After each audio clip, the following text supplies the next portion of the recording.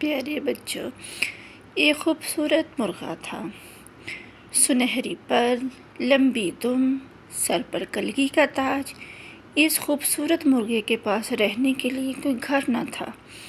دانہ دن کا چگنے میں دن ادھر ادھر گزر جاتا تھا۔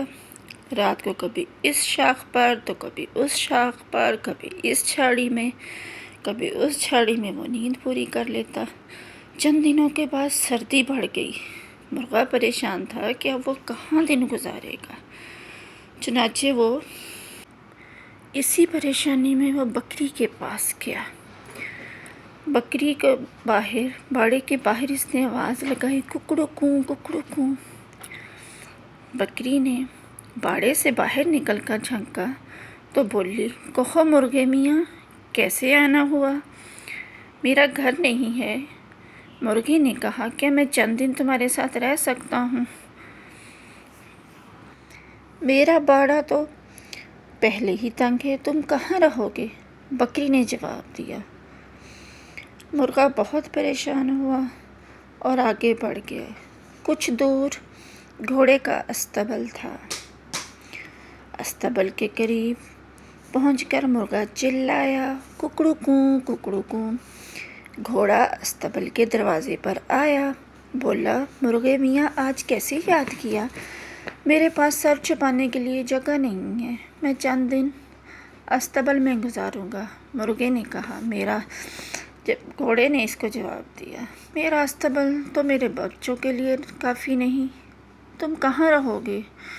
گھوڑے نے اس سے کہا۔ مرغا مایوس ہو گیا۔ اسے لگا کہ اب کوئی اس کی مدد نہیں کرے گا۔ اچانک اسے اپنے دوست خرگوش کا خیال آیا۔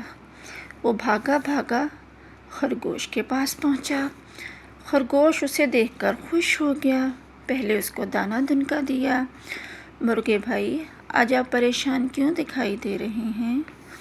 مرغے نے بتایا، میرے پاس اپنا گھر نہیں ہے، اس سردی میں کہاں رہوں گا؟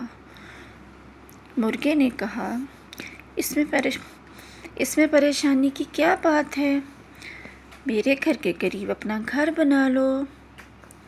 لیکن مرغا گھر بنا نہیں سکتا تھا اکیلا۔ تو خرگوش نے کہا کہ گھر بنانے میں میں تمہاری مدد کروں گا، چلو مل کے ہم دونوں گھر بناتے ہیں۔ اور اس طرح مرغے اور خرگوش نے مل کر اچھا سا گھر بنا لیا۔ دوست تو وہ پہلے ہی تھے، اب وہ پڑوسی بھی بن گئے تھے۔ اچھا دوست وہی ہوتا ہے جو مشکل وقت میں کام آتا ہے۔